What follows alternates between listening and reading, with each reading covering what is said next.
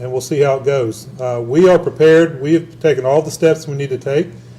And one thing I want to mention is, even though we have a hurricane coming, or potential hurricane coming in our direction, but definitely a strong tropical storm, obviously you realize we did not have any hurricane evacuations with this storm.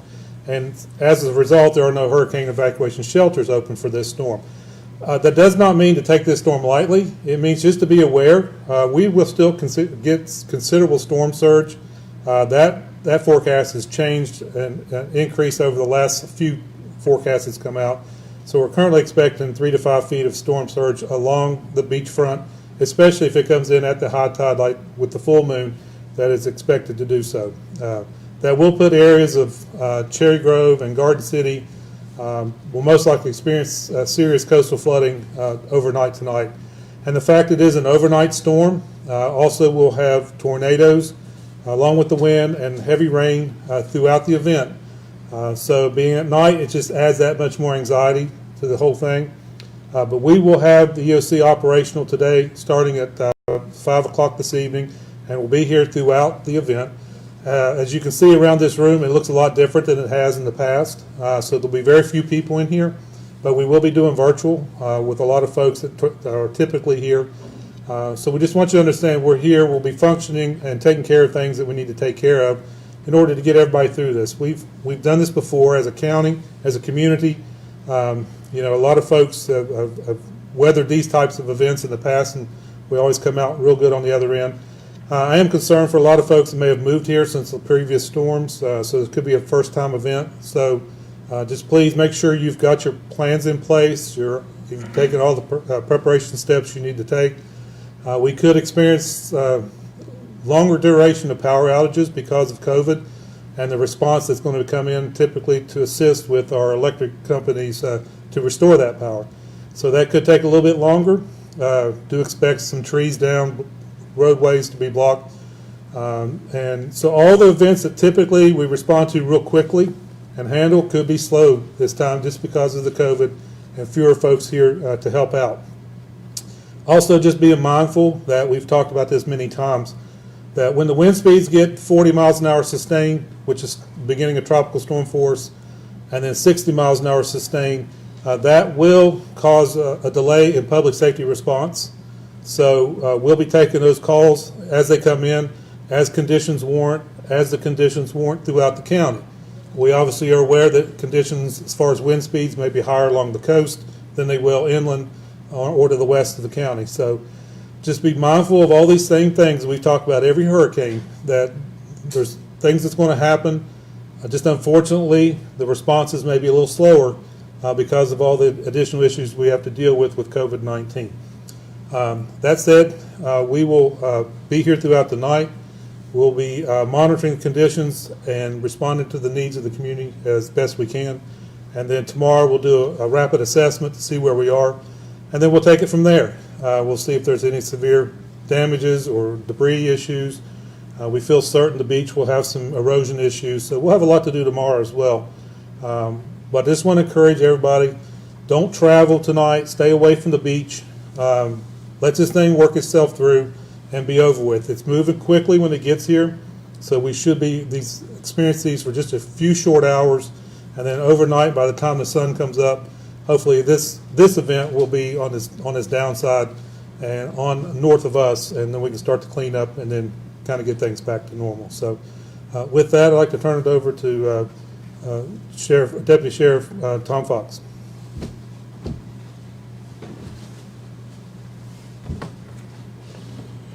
Good afternoon, everyone. Just want to echo what everyone said. There's still time to prepare. Go ahead and get all your loose ends tied up. Make sure you got plenty of water and food for the night. Make sure you charge your cell phones before you go to bed tonight so that you can monitor them throughout the night. If you've got a chance, make sure you have them on channels that have alert tones from some of these local channels that give you voice and alert tones on special events like possibilities of tornadoes or high winds in your area. So get prepared tonight. There's still plenty of time. Take care of your pets. Bring them inside or find a safe shelter for them. Don't leave them out in the storm. And get all the loose items you got out in your yard tied away or put inside the garage or secured so your neighbor doesn't have a window put out by one of your items. Everyone can be safe. Use common sense. Stay indoors. and take care of your neighbors. Thank you.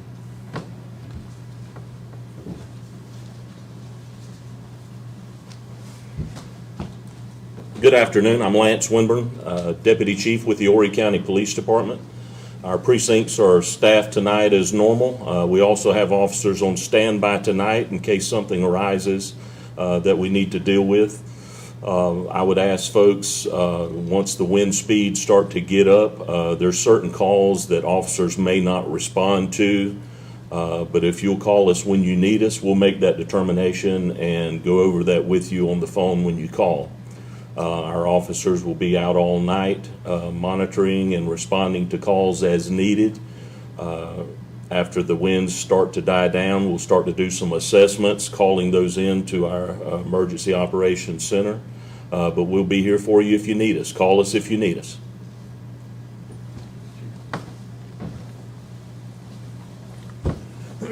I'm Joey Tanner, Fire Chief, Horry County Fire Rescue. Horry County Fire Rescue is preparing for the storm. We do make contact with some of our regional partners and our local partners to be prepared, working with them hand in hand. We have upstaffed some of our brush units with chainsaw capabilities and upstaffed 3 of our boat crews to be ready for potential flooding that may come from this storm. We'd like for you all to remember that we do discourage you from using your generators inside your homes. Make sure they're outside, well ventilated on the outside. The same thing for grilling. If you try to grill or cook, make sure your home, everything is ventilated to the outside to make sure you're safe. Another thing is that today we put a lot of information out on our Facebook page on a lot of safety tips. And I know it's shared on all the other Facebook pages as well, but please go to those Facebook pages, look at those safety tips, and if you have any information or any questions, please reach out to us. We'll be glad to answer those questions. At this time, I'll turn it over to Renee Hardwick, our 911 Director.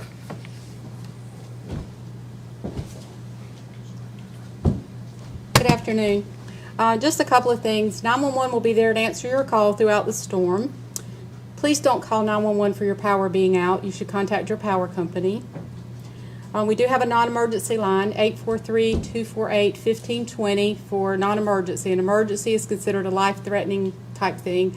If you just want to know something, you'd call the 1520 number. If you have trees down or see trees down in the road and all, you can call 843-915-5000. That's our information line for the county. We will have folks monitoring that line throughout the night and tomorrow. So we just ask you not to overwhelm 911 or our non-emergency number with things that aren't truthfully emergency, where you need police, fire, or rescue, So that's all I have for you. I'm going to turn it back over to Mr. Webster, who's going to answer any questions you may have. Okay, do you have any questions?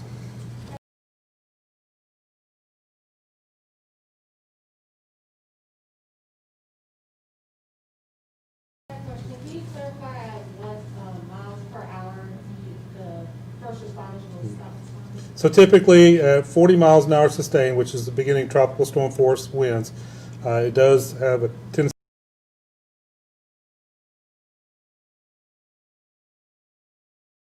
to slow our response because high-profile vehicles, police cars and things can be susceptible to the wind and cause problems. We hit 60 miles an hour sustained, then we pretty much stop or cease responding, because then it becomes too dangerous to be out there. So we're going to be in that threshold with this event. As I mentioned earlier, it could be coastal issues versus western issues as far as wind speed goes. So each time a call comes in, we'll be assessing each one to see if it's safe to be able to respond. And then when the winds die back down below those thresholds, we'll be back to normal business.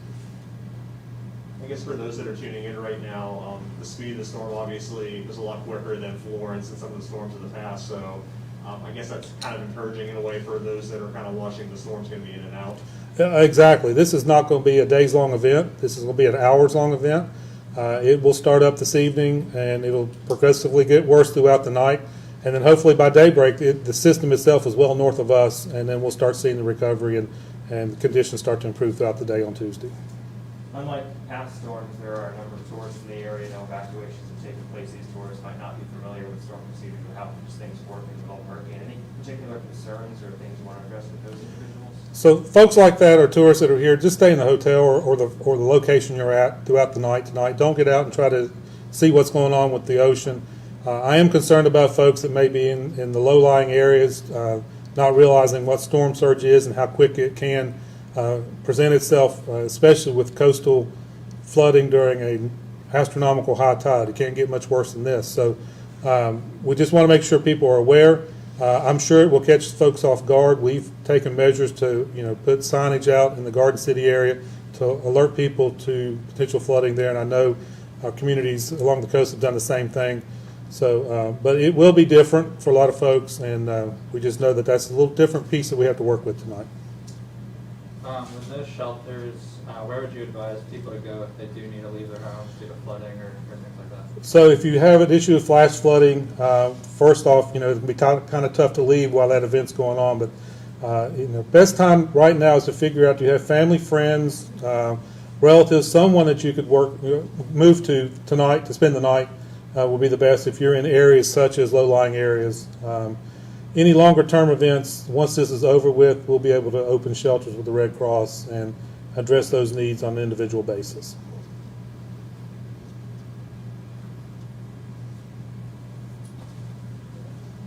Okay, we good? All right, thank you all very much. We appreciate it.